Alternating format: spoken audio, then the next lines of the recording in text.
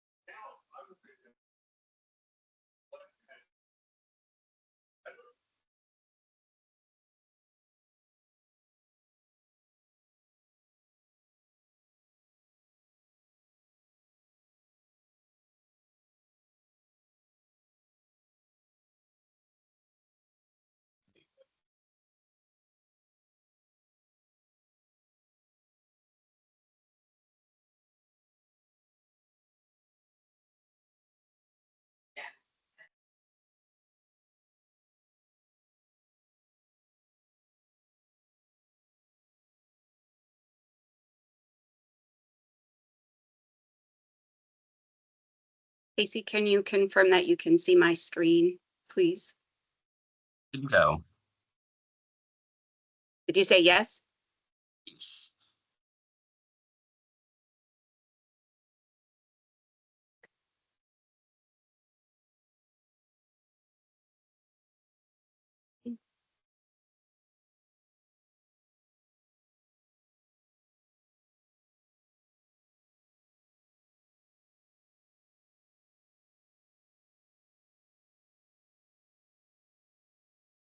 Right. So thanks for joining, everyone. I think we've got a pretty full house, but first want to start by congratulating all of you on this exciting time in which you've been awarded funding through one of our programs in the spring round.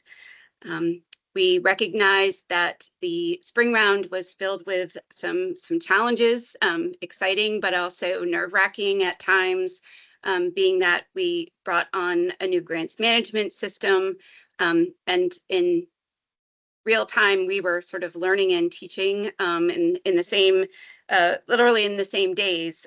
So appreciate your perseverance and your patience with us. Very exciting, as I said, for you to be awarded these dollars. And really the purpose of today's training and the 4 additional sessions that we will be hosting is really first to introduce you to some of the MBRC team. So I will start by introducing myself. I am Andrea Smith. I serve as the program director here at MBRC. And I am joined today by Casey Haynes, who is one of our program specialists, and also Sarah Lang, who is our newly crowned capacity program coordinator. So we're going to divide and conquer a little bit in going through today's session. But we have primarily laid out some pieces to help you get started in what is the next step now that you've been awarded money. I think all of us appreciate that these are federal dollars, public dollars, and it's important for us as a commission who administer these dollars to make sure our grantees are aware of their responsibilities and requirements. And we use these training sessions to walk you through those pieces. The goal is to set you up for success, to try to make the bumps as small as possible as you move forward. And really just detail our requirements and hope that as we move along, you will feel free to ask questions. You will be comfortable in reaching out to us as a staff. We pride ourselves on being accessible and responsive, and want to make sure that our grantees both know who we are and feel comfortable in reaching out, because despite all of our best efforts, challenges do happen, and we want to work with you to minimize the mishaps along the way.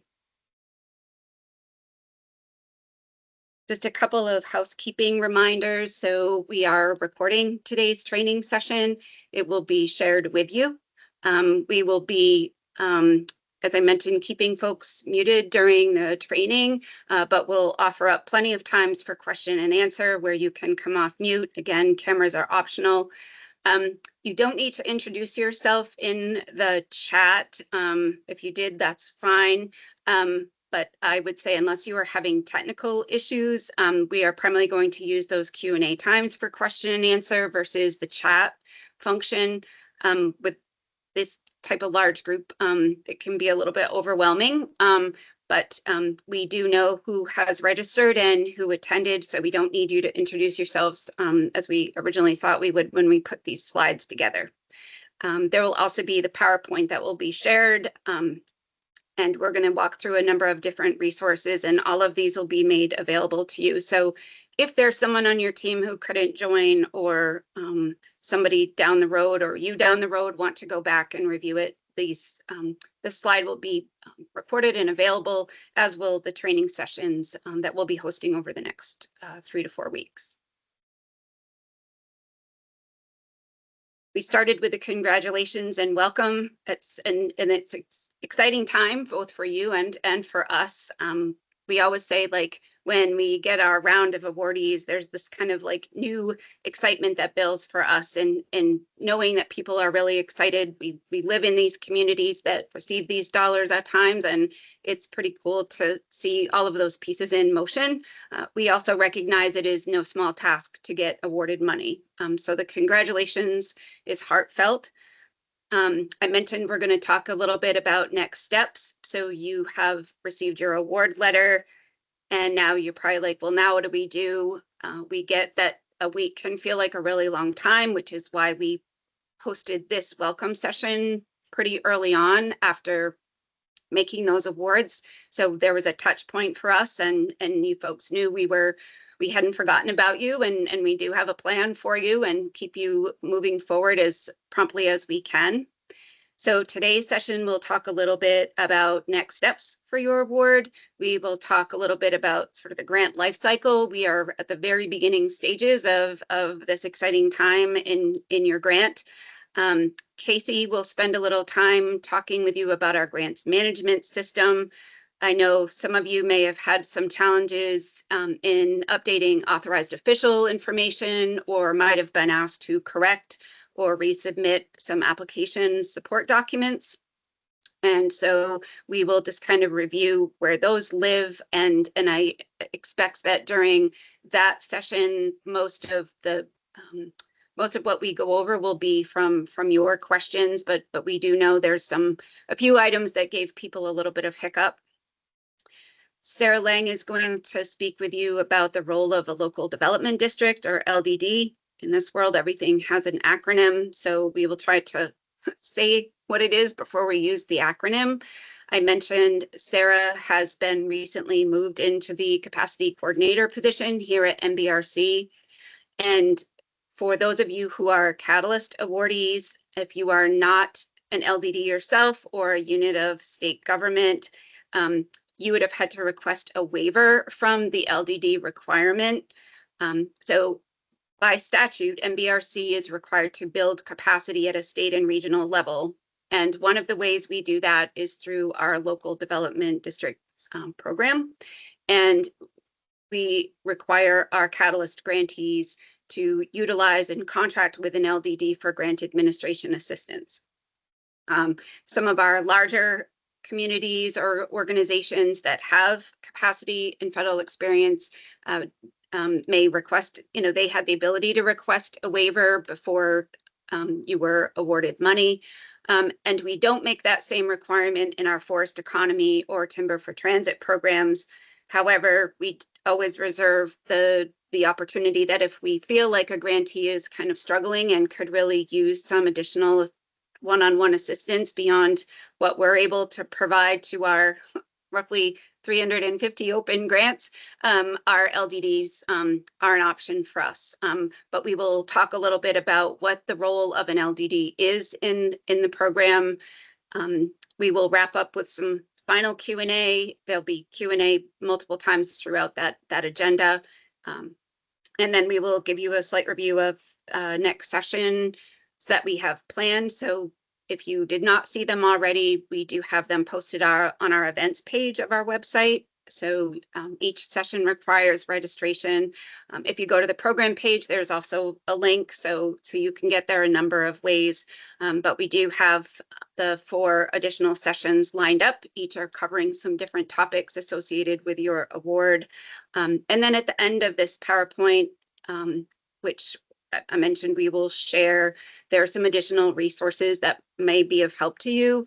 Some key terms that we use in talking about grants, and then also an MBRC staff list. You learned when you decided to apply for these monies, sort of what the federal state partnership is for MBRC. We are partners with New York, Vermont, New Hampshire, and Maine. So we have a commission voting body, so the folks that voted on your projects. We're our federal co-chair, who is appointed by the president. That's Chris Saunders. And then the governors of each of the 4 states have an alternate. And those are the 5 people who make up our governing body and are the ones who vote on the award slates that are put forward for these programs. You may also have spoken with your state program manager during the course of your award. They serve as our primary point of contact. We are in touch with them on a pretty regular basis. And just important to note now that you have been awarded money, all grant administration responsibility falls to MBRC. So if there are questions on your award as it goes forward or problems with your project, you should be reaching out to MBRC, and we will pull in the state program manager if and when that may be necessary. But those are key people to making this whole grant program work. I mentioned what our objectives for today. So just a bit on the timeline, sort of where we are in the process, talk about next steps for your life cycle of your grant, getting a grant agreement. We will touch on partial notice to proceed and full notice to proceed. There are multiple steps beyond getting awarded money before you will be ready for a full notice to proceed. But I do know there are several projects in the queue this spring that are amped up and ready to go going into the fall. So we want to make sure during these trainings, we are clear with you about the steps that need to be taken and where you need to make sure you have authorization before you start doing any sort of project related activity. So we're going to talk a bit about that. I mentioned where we are now is in this sort of yellow box. We have done our application review and selection. We made our awards in late June, and now we are rolling into capturing any support documents that might have been missed or needing correction. I mentioned at the outset that our grants management system is all new to us as well. And we realized during the application process that there were times where support documents needed to be wasn't maybe clear in the GMS. And so some of this is our getting missing documents or getting them in the right place in the GMS.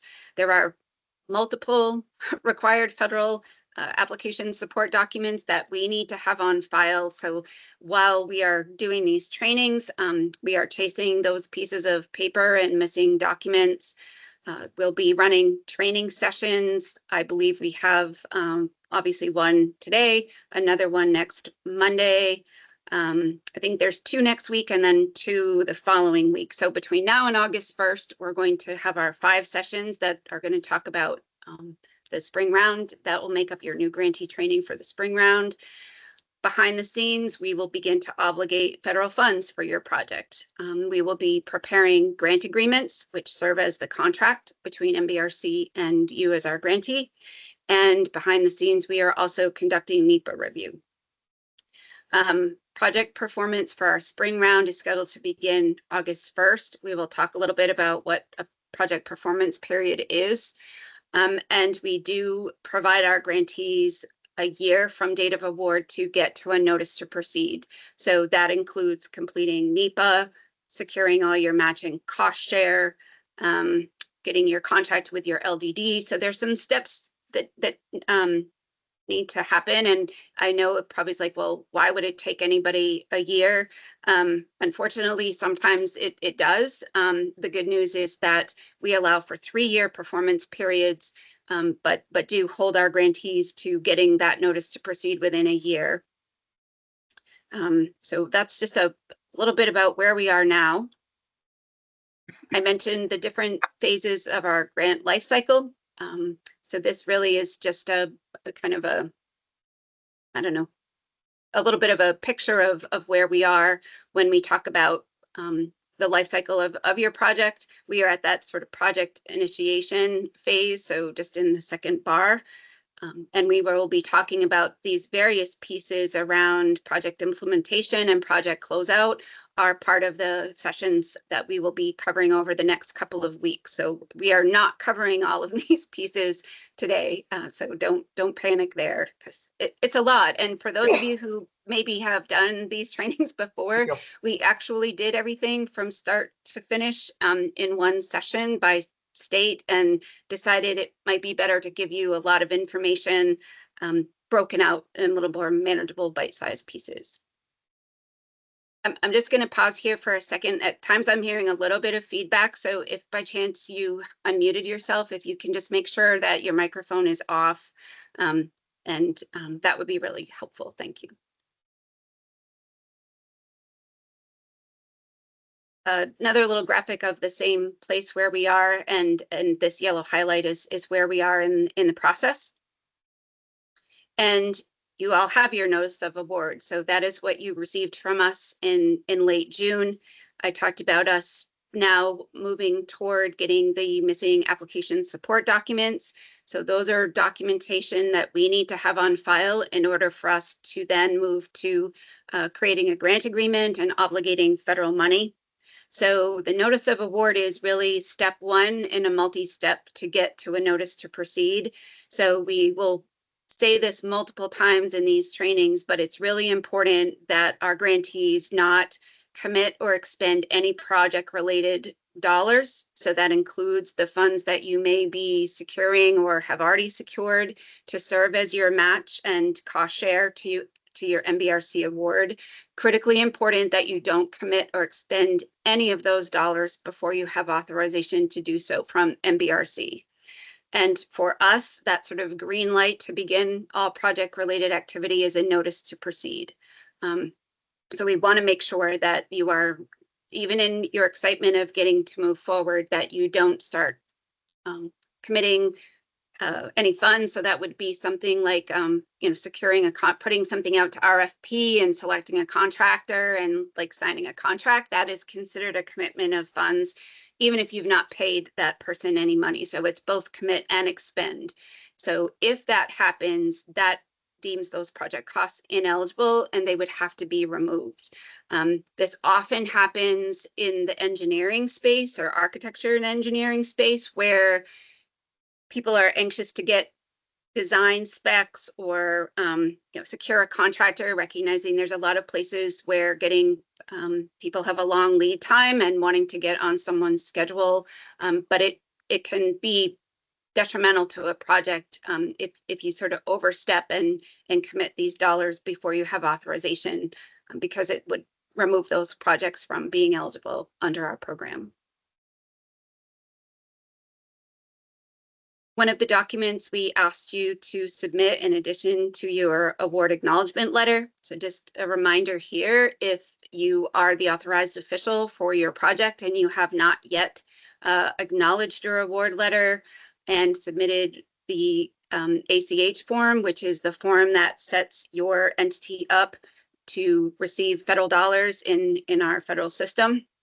So just a reminder that if you've been asked to submit some support documents, or as I said, the award acknowledgement letter, really important that you timely do that. And hopefully if there's some questions on that, our information we share today will be helpful. So just want to mention, oh, I'm hearing some feedback. Sorry about that. On it. I'm muting folks, Andrea. Okay, thank you very much, Casey. So once we get these documents back, behind the scenes, NBRC will be moving to obligating federal money. So any funds that are reimbursed can't obviously go back further than when money was obligated. And the only cost that NBRC allows to go back to the date of obligation of funds is for contracted LDD grant administration costs. I mentioned at the outset, it is our responsibility as a federal funder to build capacity at our state and regional levels. And one way we do that is through our LDD grant program, grant administration program. And so recognizing all of you may need some help early on in the process, the goal in allowing LDD grant administration costs back to date of obligation means you have someone to assist you as early on in the process as possible. So it's the one caveat to our piece around the notice to proceed is this one cost for LDD grant administration. And we will talk about how to make sure you have authorization for that under a partial notice to proceed, how you will know what that obligation date is. So there's some pieces we will cover as we get into that section of today's training. And you will be required to execute a contract with an LDD if you are required to use one. So this is a good time while you're putting all your pieces together and attending these sessions is to reach out to your LDD and have a conversation about your project. We provide a sample contract, but most of our LDD partners have their own. It's really a conversation between the grantee and the LDD about where you're going to need their assistance. And we will talk a bit about what is common, what are sort of the common things that an LDD does versus what are things that are outside of a grant administration contract with an LDD. But just want to, for the purposes of this slide, is really around the need for us to obligate money. And part of that is getting back all the documents that you may have been requested to either redo and upload, or that might have been missing in your submission from the beginning. Once we have all those pieces of information and we have your ACH form, we will then begin to prepare grant agreements. So that is something that is happening behind the scenes here at NBRC while we're hosting these training sessions. What you will learn about us is we often have multiple sort of plates flying at any one time. We pride ourselves on being really efficient in getting grantees awarded money, trained, obligating money, getting them grant agreements. So those pieces move really quickly for us. If you have worked with another federal funder, no shade on them, just I recognize in talking with other people that our process moves a lot quicker than maybe some others, which hopefully that is a positive. You look at that as a positive. We also realize that sometimes it takes a while to get to an authorized official and get them to sign things and return things. And so we do try to work with you to make sure we are keeping things moving, but aren't adding sort of stress to your plate as we ask for things. We will also provide you, when we issue the grant agreement, you will be required to acknowledge NBRC's Grant Administration and Compliance Manual. We will be talking about that manual as we move on. It is a tremendous resource for our grantees and our LDD partners. And so once we get to the step of issuing that grant agreement, there's a couple of other pieces of paper, including that acknowledgement of the compliance manual you will be responsible for. And this is just a good time to make sure that your authorized official, so that is the person who your entity has authorized to act on your behalf, that information is accurate and uploaded to your record in the GMS. Authorized officials are required to sign grant agreements because that serves as our contract. They're required to sign our annual financial reports, which we'll talk about later on. But there's a number of documents that authorized official will be required to sign. So this is a good time to make sure that that information is accurate in the grants management system, especially if there has been a change since you were awarded money. The grant agreement will include a number of pieces of information, which you will be assigned a project number. It will list who the primary contact is. So I mentioned the authorized official is the individual who will be named in that contract. The period of performance we talked about for this round will begin August 1st, and we give 3 years for the initial performance period. We will talk about amendments later on in one of the sessions in the next couple of weeks. If an extension is needed when you get to that sort of close to that end date and realize you need some more time to complete your project, but as initial launching point, you get 3-year period of performance.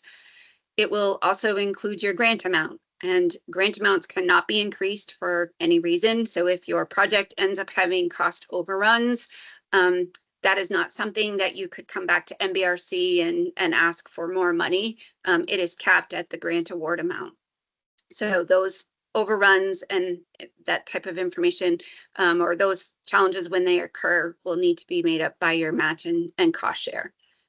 So the grant agreement will give you your total project, your grant amount, your required match and cost share. It will also include your reimbursement rate. So for those of you in distressed counties where you were required to come up with 20% match, you would have an 80% reimbursement rate reflected in your grant agreement. If you submitted an indirect cost rate, so if your entity has an approved indirect cost rate that you will be utilizing, that documentation needs to be on file, and it will be indicated in your grant agreement. I mentioned it will give a total project and then our amount and then your matching cost share. So the budget that you have on file, which is that long SF424 CBW, pretty extensive document.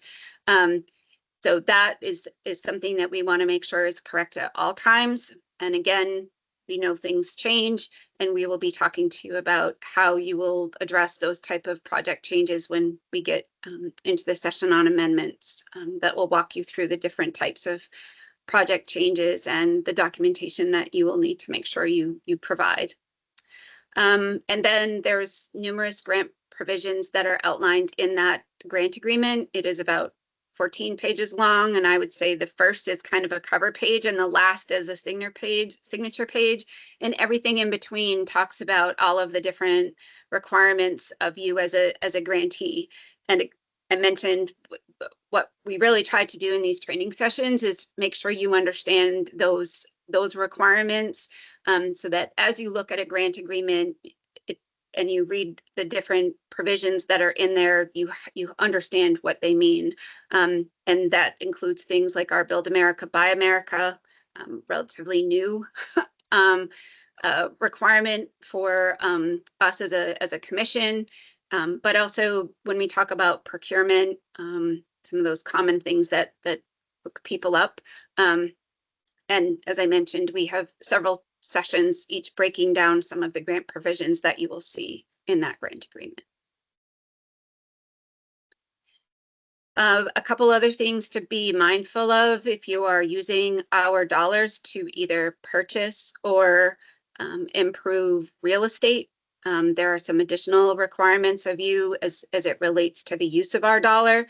That same for personal property, such as equipment purchases. If you are using our dollars to purchase a real property, there is a notice of federal interest requirement. So again, just some mindful to be thinking about how you're using our money and some additional requirements that will sort of follow that dollar, and we will continue to detail those pieces in not just today, but as we move forward. And then if you're doing any type of sub awards or sub grants, those folks are all held to the same responsibility as you as a grantee.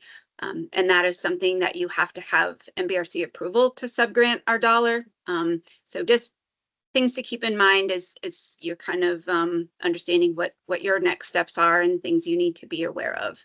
And as I mentioned, we will continue to talk about the need to have a notice to proceed to have authorization for your costs. So as we get to the next step, I mentioned we have the opportunity for what we call partial notice to proceeds. What we have realized as our commission has grown, and we have been fortunate enough to be both in our core appropriation, seeing significant increases, as well as the IIJA money or bill money that came to the commission. We're really starting to see much larger, more complex projects. We're also seeing a lot of new grantees, so people who have never come for our money, which is really awesome. The challenge is that some of those projects, big or small, can have complications and need some assistance really early on. Primarily, as we talked about, is the LDD piece, having someone who is a grant administration resource. And the other piece is around environmental review. So satisfying NEPA is one requirement of securing a full notice to proceed. We have used our partial notice to proceed tool primarily for LDD and NEPA costs. If there are additional costs beyond those that you are looking to have approved, again, that is something that you would need to ask of MBRC. We are pretty limited in how much we would be able to authorize you to do or move forward with under a partial notice to proceed, being that NEPA for your project hasn't been satisfied. So there may be a few more little pieces we can do under a partial, but for purposes of today, really focused on the LDD grant administration and NEPA costs. So if your project is a larger scale construction project, for example, new construction and maybe one of our higher awards. So we had several in this round that are above the $1 million infrastructure cap. More than likely your project will be required to do what we call as an environmental assessment, or an EA. That has significant time attached to it and also cost. So next Monday's session is dedicated to NEPA. Our environmental consultant will be here to really go into more specifics on it. And that session will also cover Build America, Buy America. But for today, just what we're touching on is the requirement around NEPA. So if you didn't include NEPA in your budget, or you now realize you should have and you didn't allocate costs, this is a good time to really be thinking about making sure you have some money dedicated to doing NEPA, and also that you factored it into your work plan in terms of timing. We have seen some environmental assessments be done in as little as 4 months. We have seen some that have taken a year, and some of that is really around what that assessment includes. There are usually multiple revisions and public notice requirements. So just touching on that so that it's just in your mind as you think about your next steps. This is a good time if you are also one of those projects who is still looking to secure some of your required matching cost share. I mentioned we allow a year from date of award to secure those dollars. We certainly hope that our projects will not need that amount of time. So this is a good time to start compiling the documents necessary to document your committed matching cost share. You may not need those for the purposes of a partial notice to proceed. So if you're looking for LDD costs, for example, those are an MBRC only cost. So you would not need to have matching cost share for that purpose.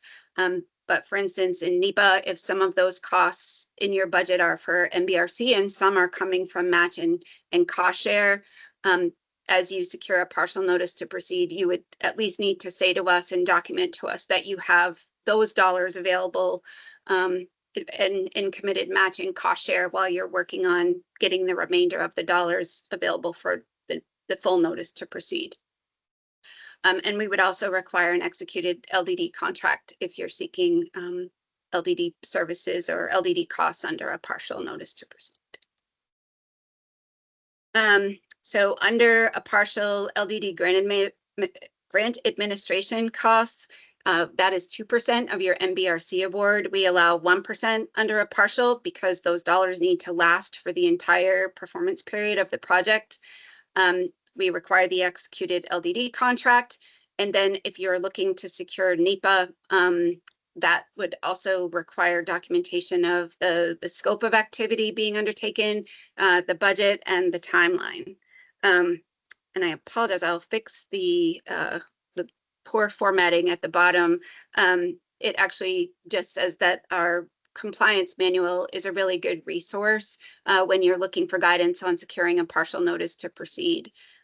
So that is just a link to our manual. And then we also have a page dedicated to NEPA. So if you're interested in learning a little bit more about NEPA requirements, before next Monday's session, we have a page of our website dedicated to NEPA as well. I talked some about the details of NEPA, and I will not pretend to be an expert on it. We're bringing in those folks next Monday to do that. But just so you understand how our NEPA process works, I will share from the outset, MBRC does not currently have its own NEPA process or procedures. That is something as a commission we are working on with the goal of having those in place for 2025. So right now, what we utilize is the intake form, which was one of the documents you were required to complete and submit as part of your application. If that form was incomplete or was not submitted, that would be one of the documents we would be chasing you for. That is important for us to have on file because we need that form together with your application and budget for our process to begin in terms of doing an analysis of your project to make a determination of what level of NEPA you will need to complete. So MBRC works on that behind the scenes with our environmental consultant. They have access to our grants management system, so they can go in and look at your record and your forms and your application documents and all of those pieces. And once they have completed that and made their determination, MBRC will communicate that out to you as a grantee in terms of what your requirement is. If it's something as simple as a CADEX, a categorically excluded, which some of our like workforce training projects would be, it's a pretty simple process. It happens really quickly in terms of satisfying NEPA, where some of our more complex projects, as I mentioned, need to do a much deeper analysis. And we do have some guidance documents, and in addition to the guidance you'll receive from our consultant, but MBRC is really the conduit both in getting the information to our consultant and then taking whatever their analysis is and getting it back to you as a grantee. So that process is moving along as we speak, and expect that in the coming weeks we will start to begin to communicate out about NEPA requirements. And I mentioned NEPA is required to be satisfied as one of the conditions of securing a full notice to proceed. When we talk about securing matching cost share, that is really the total amount that is necessary when combined with our MBRC to complete the project for which you are awarded money. So we talk about match a lot because there is a specific amount of which you were required to come up with in terms of the dollar. Often our money and your required amount of match is not enough to complete your project. And the gap between those two things is what we refer to as cost share.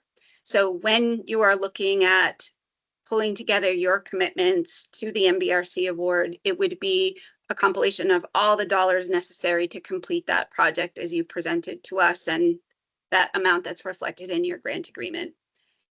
Within our grant administration and compliance manual, again, we will provide you a copy of that when you are issued a grant agreement, because you'll need to acknowledge it. But the current version sits on our, the resources tab of our website if you want to sort of look at it, and it might be helpful for you in advance of some of the upcoming trainings. But it does give you some specific guidance on the documentation that's necessary. There's like a cover form, which is Form 1002, and then that documentation of commitment. But it goes into detail about what that documentation, what can serve as that documentation.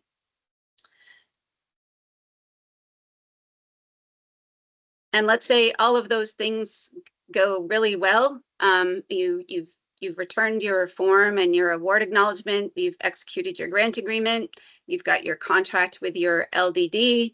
NEPA's been satisfied. All your documentation of matching cost share is done. That gets you to a notice to proceed.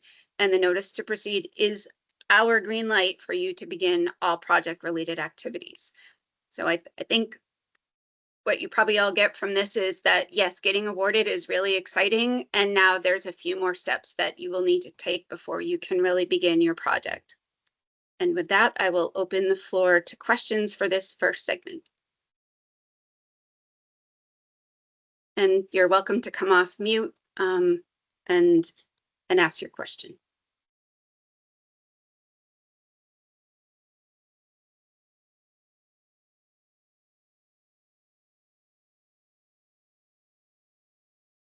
Emily, I'm seeing your hand raised. Do you want to come off mute? Yeah, I was just wondering what the standard time frame is to get through what you just. I'm thinking, we have a water tank we're trying to put out to bid this fall potentially, but I know historically when I've gone through NEPA, it can take 9 months.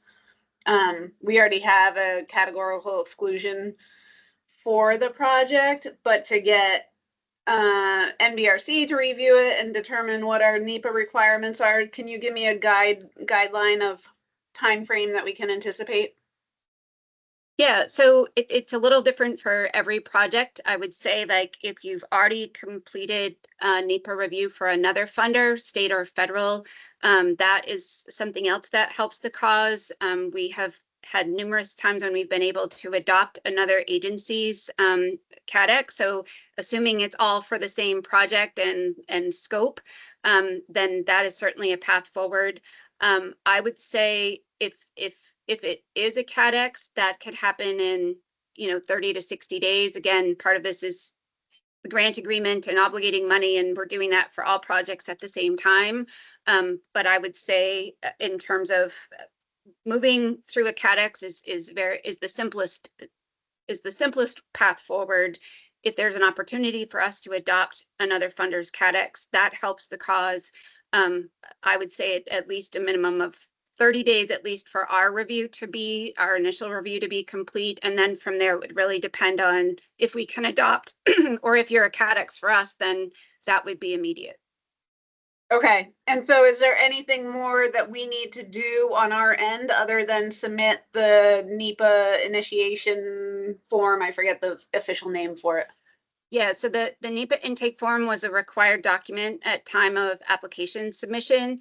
If for some reason it wasn't submitted, that's part of our paper chasing that we're doing right now, is to circle back to say to people, like, you need to redo it and reattach it to your record.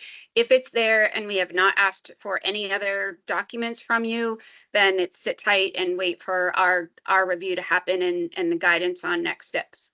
Okay, perfect. Thank you. Sure thing. And I see your hand up. I was trying to put my hand down.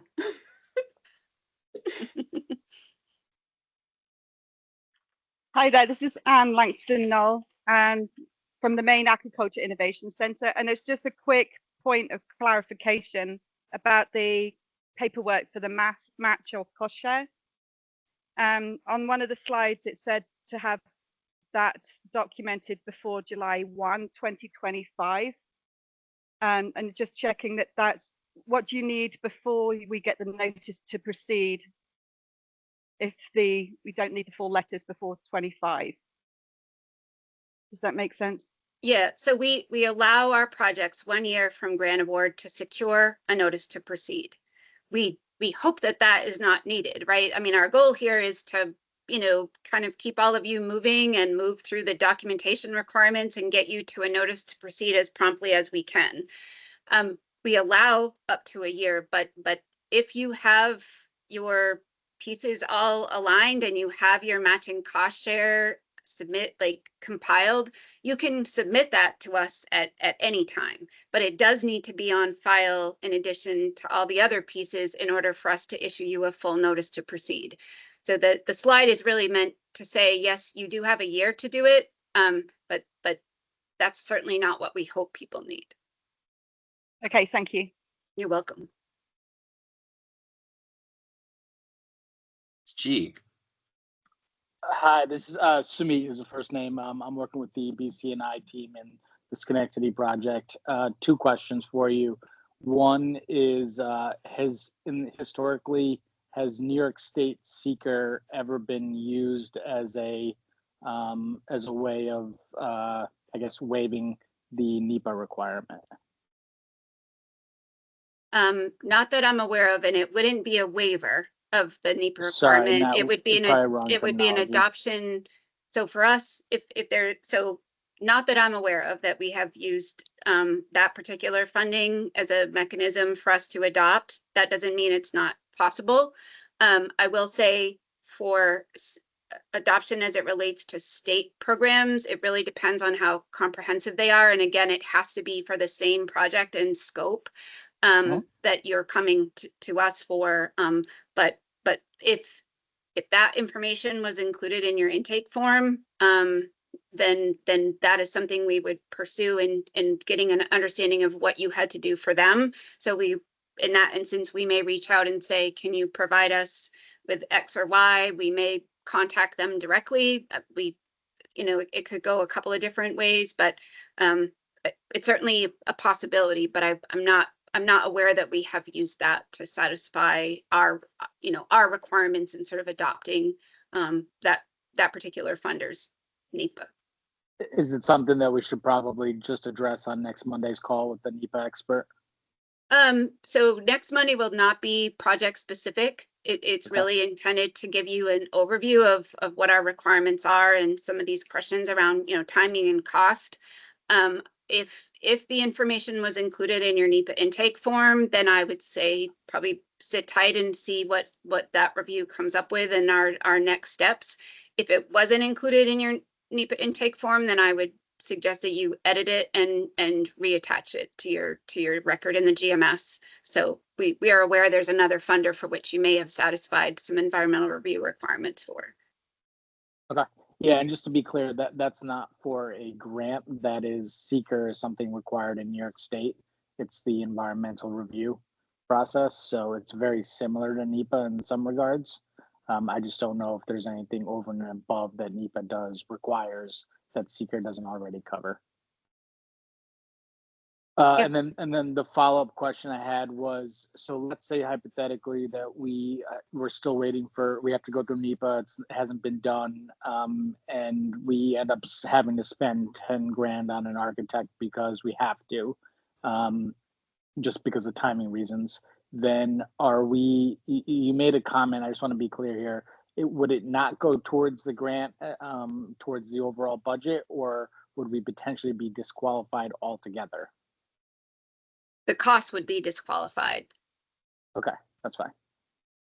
Yeah, I mean, Thank you. we strongly discourage people from sort of taking those steps and securing contracts, being that every time that type of change happens, you need to go through an amendment process to, revise your budget and all of those pieces. So we understand that can't always be avoided, but that's part of the reason we do these sessions so early on, is that people aren't going out and committing dollars that then become ineligible for their project.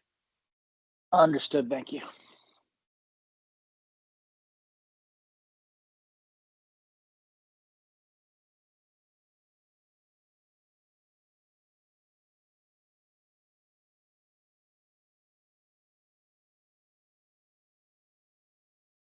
there will be more opportunity for questions and answers. So if something comes to you during the next segment, you'll certainly get another opportunity. But I think in the interest of time, if there are no other questions right now, I will turn the floor over to Casey Haynes. Good morning, everybody, and congratulations again. Thanks for being with us this morning. I'm just going to go over some quick items as it relates to our grants management system, which you all should be familiar with at this point. We can go ahead and jump right onto the next slide here, and I'll dive right in. So we're going to cover just some quick little pieces as it relates to where you are at in the process of getting your ducks in a row, getting your paperwork updated into the system. I'm going to share my screen actually, just so that we can kind of look together at this. We're going to cover this authorized official piece and updating your UEI. So,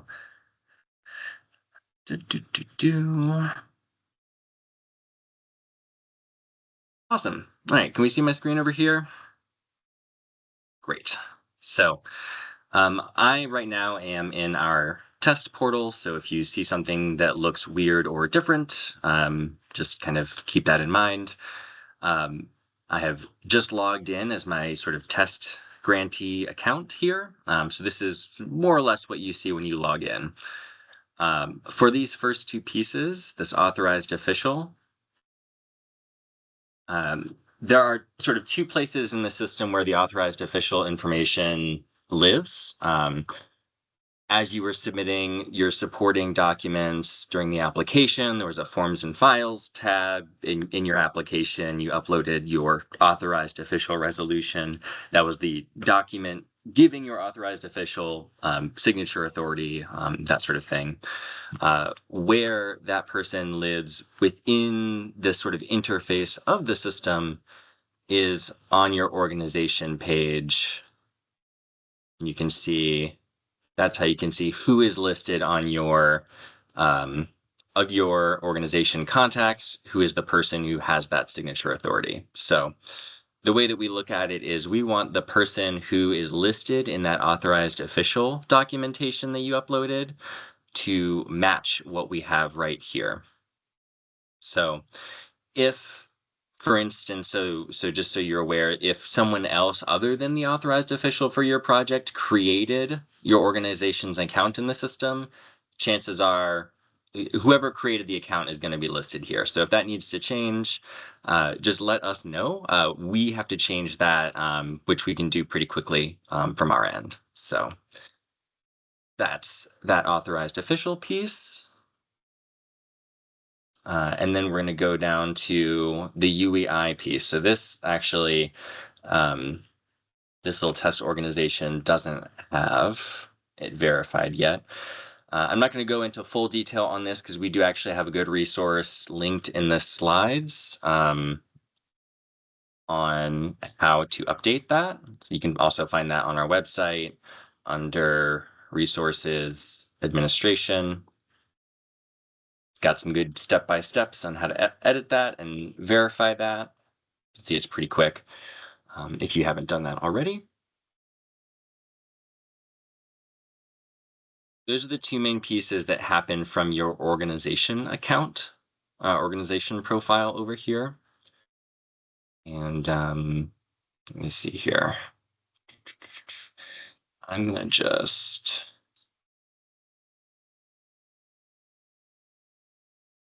take us back to our presentation to the next one.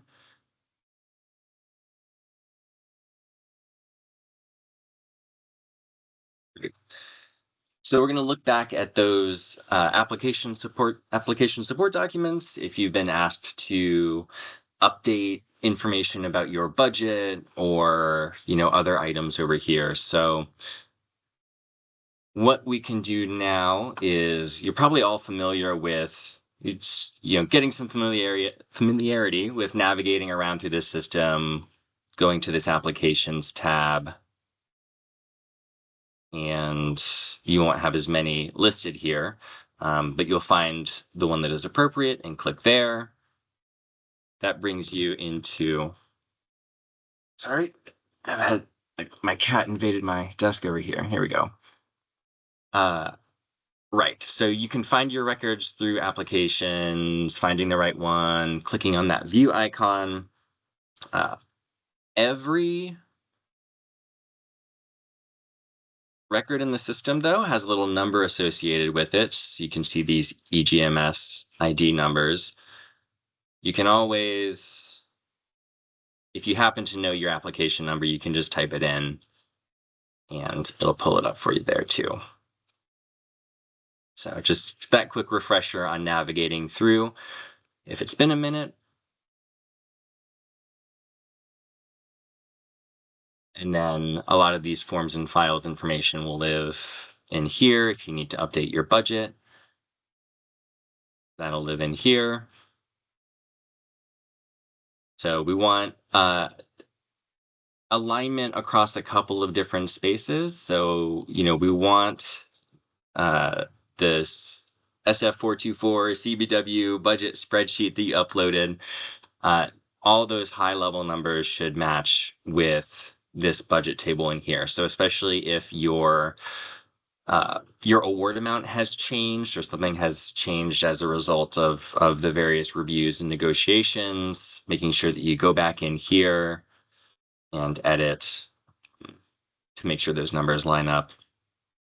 You want to make sure that your funding sources and commitments also match up with what's listed here.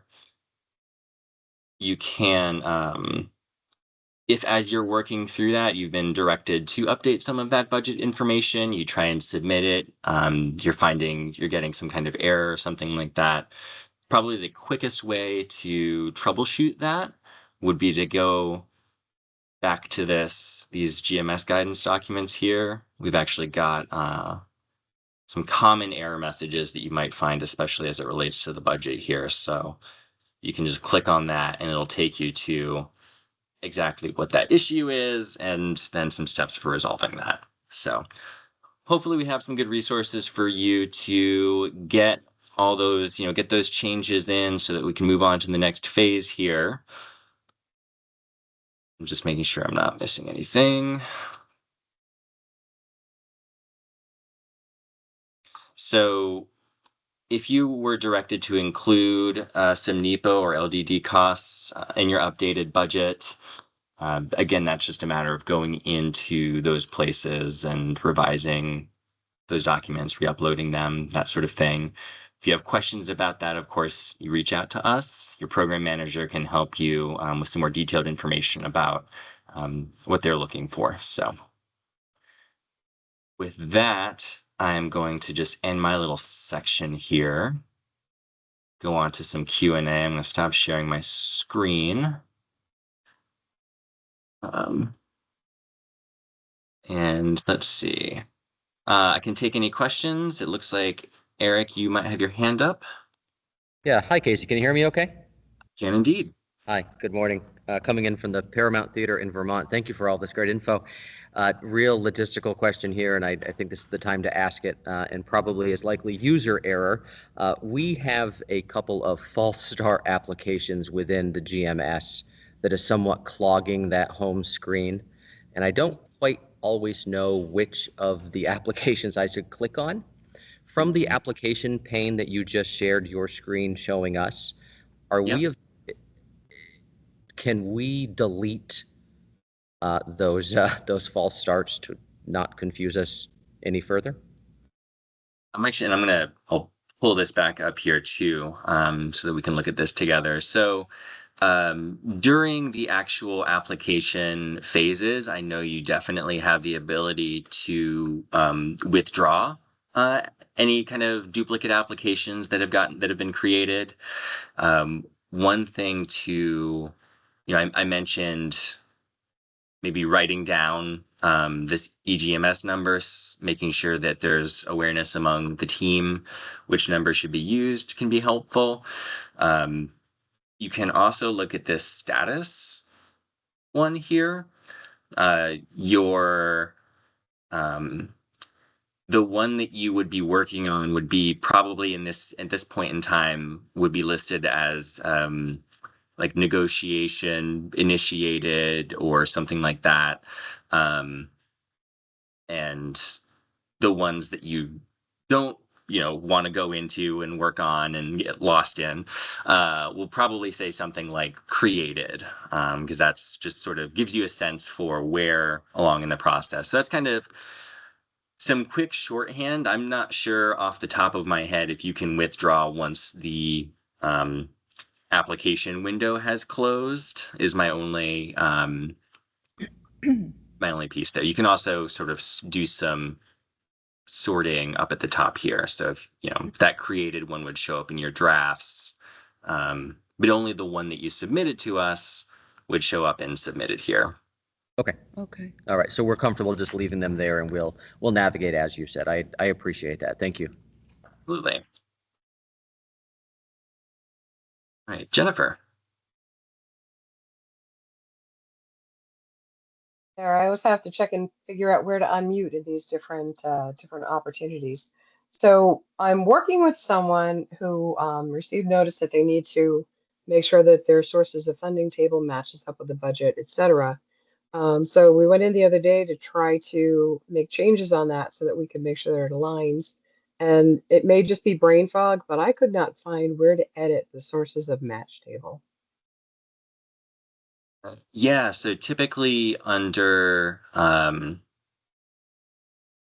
what's tricky about it is you're in the record, you have to kind of scroll all the way down to that table.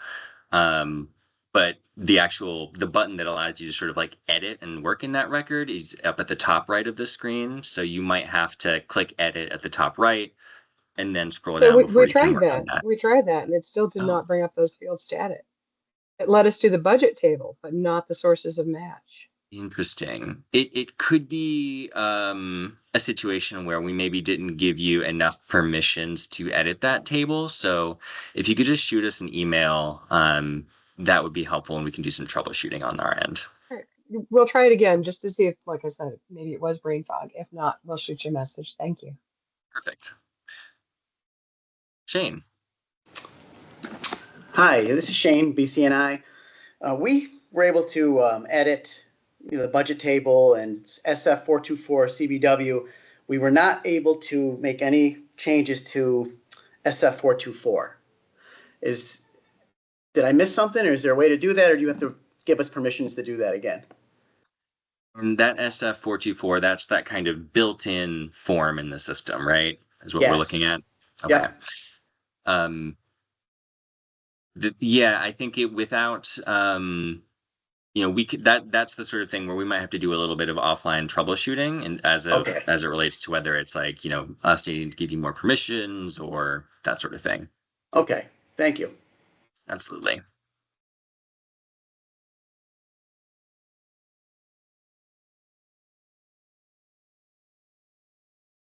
Awesome. Right.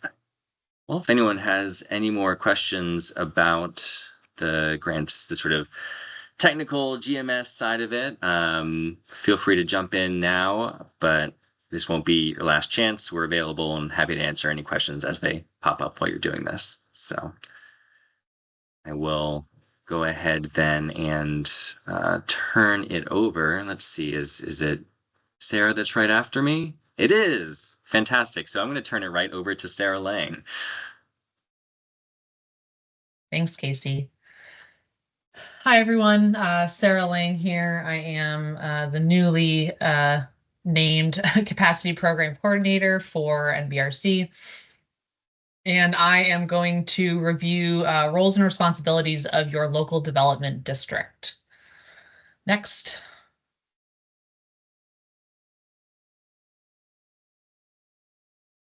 So just a quick outline of what I'm going to cover.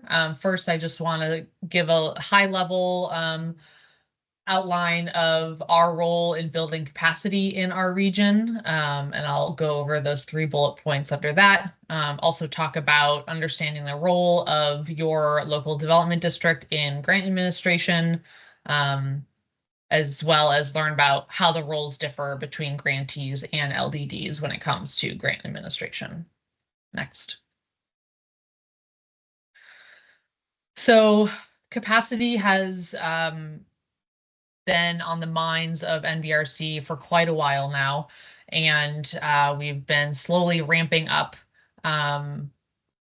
internally on how can we help address the capacity gaps in our region. So a couple years ago, we started building out the LDD partnership program. So NVRC is required by statute to enhance the capacity of the LDDs. And with this LDD partnership program, all the LDDs can either opt in or opt out to providing grant administration for NVRC grantees. This allows them to sort of choose based on their capacity to provide that service, whether or not they can, and be a resource for grantees.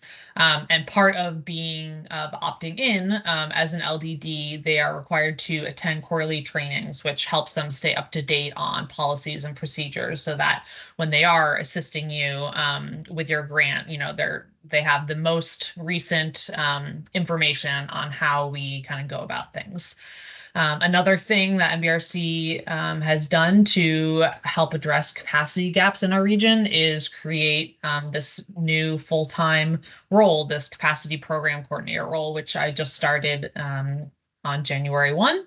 And so some of the things that I'm charged with under this role is understanding existing efforts in our region. We really don't want to recreate the wheel when it comes to providing resources for capacity. And so, understanding what's already out there, liaising with the LDD network, that partnership program I mentioned is just sort of the start of that, as well as take that what's in our strategic plan, our new strategic plan around capacity and building a program from that. And so you can see on the right-hand side of the page, in our newly minted 2024 to 2029 strategic plan, of the 5 focus areas, one of them is capacity building. And you can see there the 3 different strategies outlined in our strategic plan. If you have not seen the strategic plan yet, I highly recommend it.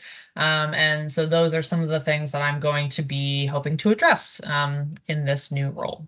Next. So LDD, what is an LDD? The local development districts for Northern Border Regional Commission are either designated economic development districts, which is certified through US EDA, or a similar organization to a regional planning commission or a regional development commission. So NVRC works with LDDs because the federal code is satisfied by requiring our Catalyst grantees to use LDDs for grant administration.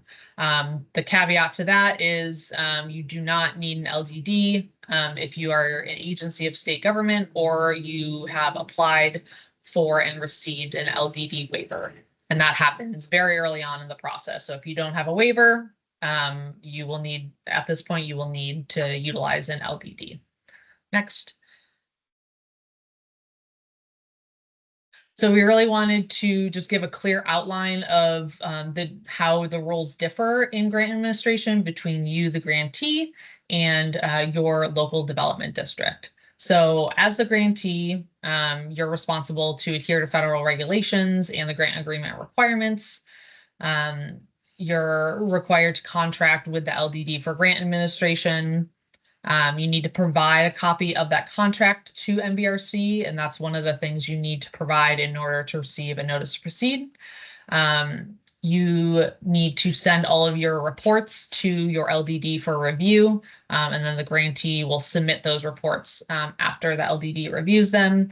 And then the grantee is also responsible for paying the invoice and then invoice for the LDD's services and then submitting for reimbursement for that invoice. And for the local development districts, their role includes executing the contract with the grantee and also addressing if there are other services needed, that there's a separate contract for that. Provide approved grant administration services as outlined by NVRC, and we'll go over that in just a second. Provide guidance on administration activities and review reports. And then LDD invoice for grantees for services up to 2% of the MBRC award. Next.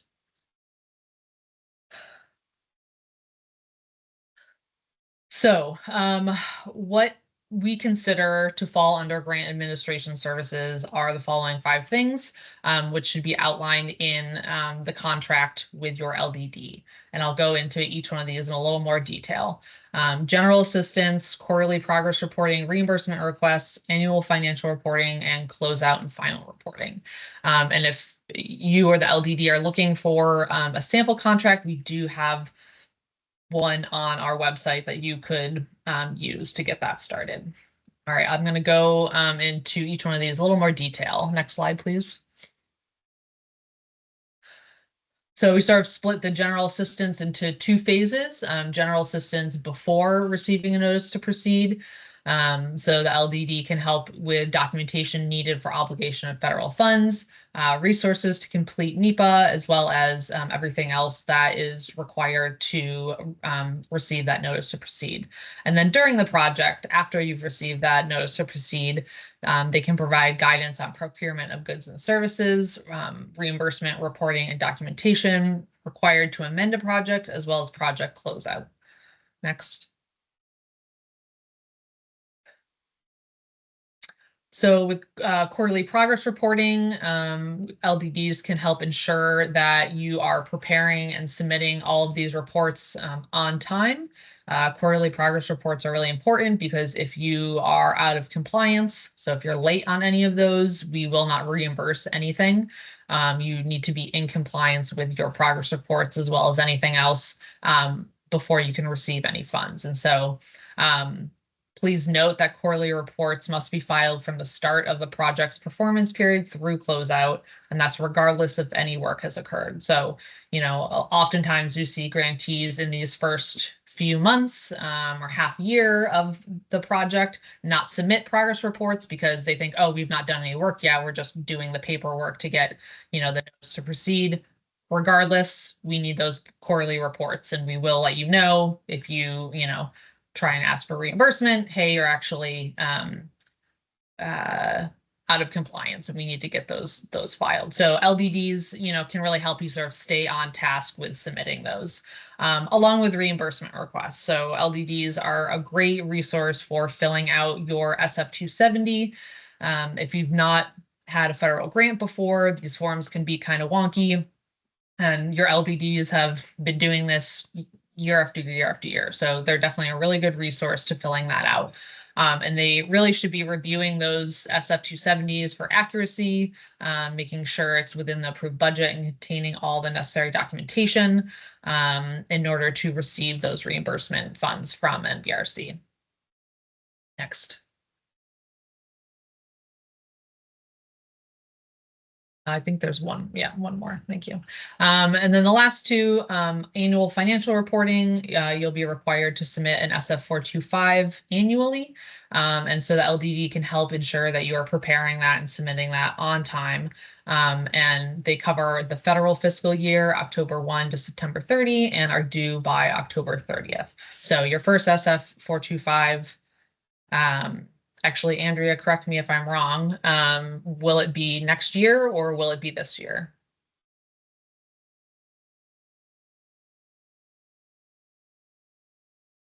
I'm sorry, Sarah, what was the question? That's okay. For these spring awardees, will their first 425 be this October or next October? This October. This October. Okay, thank you. Yeah.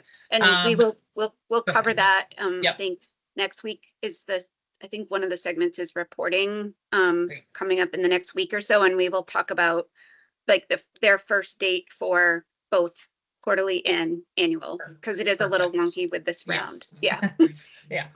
I think on previous iterations of this, we did have dates, and I was like, I'm going to remove those because now that we're doing the 2 rounds, I think the dates, like Andrew said, are a little different. So those will be talked about in some upcoming trainings as far as actual dates.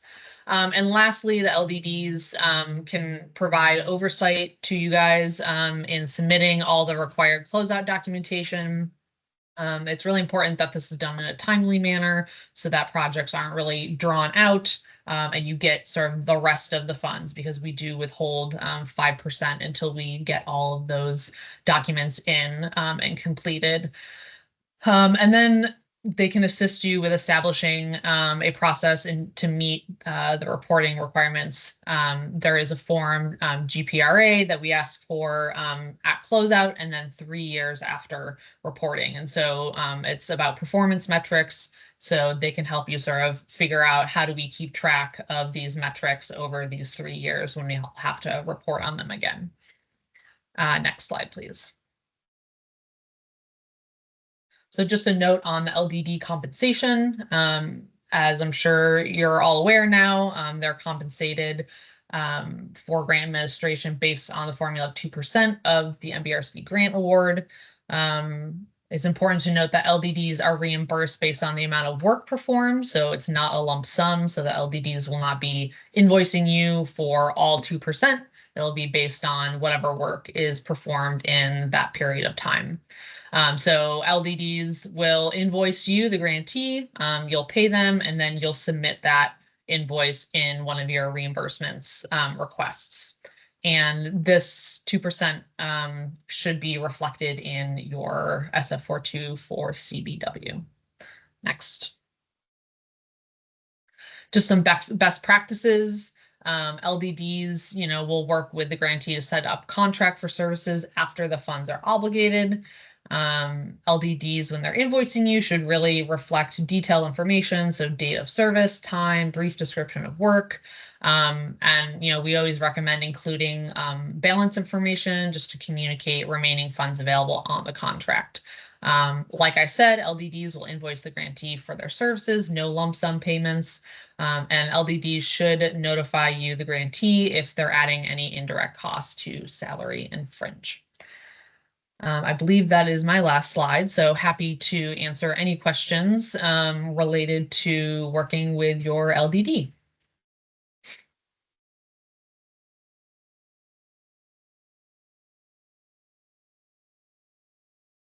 Like I had mentioned in one of my slides earlier, LDDs are a really great resource. If you are a first-time MBRC awardee, LDDs have been doing this for years. And so they're just going to be a really great, have really great insight on how to fill out the forms correctly, answer any sticky questions you might have. And obviously, if they're not able to give an answer, then we are always a resource. But LDDs should be sort of your first line of help when it comes to this award.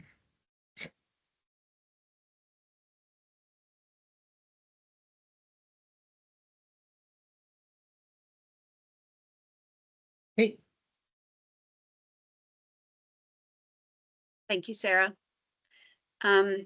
So we're through our the different things we were going to cover today. So up on the slide is just the upcoming sessions. I mentioned we have several between now and the end of the month, each sort of broken out by some different topic areas. So the schedule is here. You can also access it via our events page on our website. If you go to the program page, there's also a link. So if you're able to attend those, I think you'll find it really helpful. Each one has specific areas we're going to cover in detail. And those do require registration. Just want to, again, on behalf of the team, congratulate you, and again for your perseverance and patience in which was kind of a wild ride. I think most of you know this is our first year in running 2 rounds of funding, and decided that wasn't enough. So also decided to bring on a grants management system. And we do feel like it is going to help us be very efficient. I think as with anything new, there's always some little bumps along the way, and appreciate all of you working with us and getting to a place where you were able to submit an application and funded. It's extremely competitive, as most of you know, and really just want to congratulate you again. The remaining pieces of this slideshow are really just resources. It's not anything we were going to cover in detail. We've mentioned them throughout our training, but I think if you visit our resources page, you will see a significant amount of information as it relates to our program, our grant administration, our forms, our grants management system. So making sure for us that we look at this as teamwork, both internally and externally, and working with you as our grantee and our LDDs and our state partners. So want to make sure people have access to resources. We always say, like, if a link's not working or something, please let us know, because we don't usually go to our own website. But we will be continuing to build out our resource library. What we realize now is there's a lot of information, and sometimes it's not clear where it sits. So if you can't find something, please reach out. We use our admin at nbrc.gov as kind of our catch-all for people. And so want to make sure we're accessible to you as questions come up.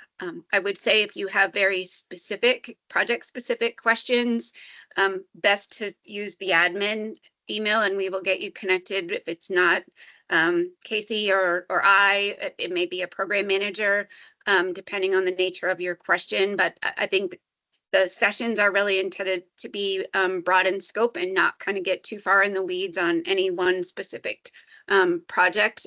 So don't feel like you have to wait until next Monday's event if you have a really detailed project specific question you need assistance with. Use that admin email address, and we will make sure to get somebody to respond to it as promptly as we can. And with that, I will open up one final time for if there are any remaining questions for us.